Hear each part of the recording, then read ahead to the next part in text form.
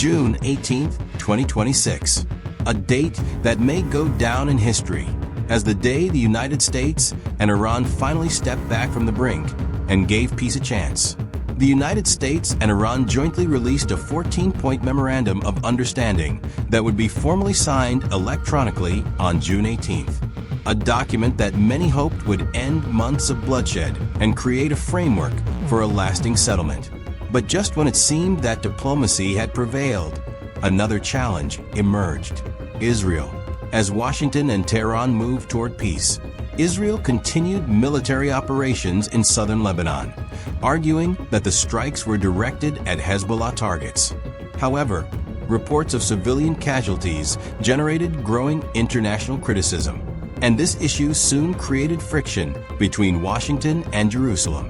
The situation took a dramatic turn when reports emerged that President Donald Trump had confronted Israeli Prime Minister Benjamin Netanyahu during a phone call on June 1st. According to reports, Trump was furious over continued military escalation during ongoing peace negotiations. Soon, the tensions became public.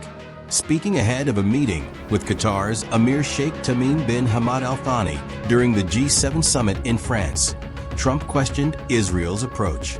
He said, "You don't have to knock down an apartment house every time you're looking for somebody, because there's a lot of people in those apartment houses, and they're not all Hezbollah." The criticism did not stop there. Trump went even further, expressing doubts about Israel's ability to achieve its objectives while minimizing civilian casualties. He stated, "I suggested to Israel to let Syria take care of Hezbollah because, to be honest with you, I think they'd do a better job of doing it." A remark that shocked many observers and implies that the Syrian army has more morality as compared to Israel. As if these comments from the President Trump were not enough, Vice President J.D. Vance, in his press briefing, slammed the Israeli ministers. During a press briefing, he criticized members of the Israeli government who, in his view, were increasingly turning against President Trump.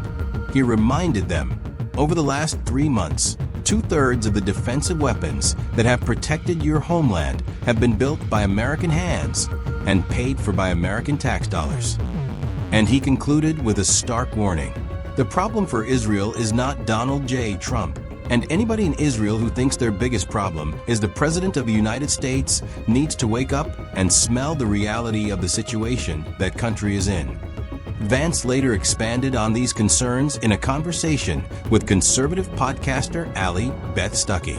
He said, "On the one hand is not delineating between America's interests and Israeli interests, because they're not always the same. But the second is always conflating criticism of a particular government with Jew hatred. Because if everything is Jew hatred, then nothing is Jew hatred." He even affirmed a lot of speculations about Charlie Kirk's changing stance regarding Israel before his assassination. He said, "Look, sometimes criticism of Israel bleeds into Jew hate. It just does. Charlie was very aware of this. By the way, Charlie was very worried about Israeli influence in American politics. He also really disliked anti-Semitism." He also referenced growing concerns among some conservative voices regarding the direction of U.S.-Israel relations. Taken together, these developments suggest something much larger may be taking place inside American politics. Since October 7th and the subsequent regional conflicts, debates surrounding Israel have become increasingly intense. Among some conservatives and Christians, there appears to be a growing reassessment of America's relationship with Israel.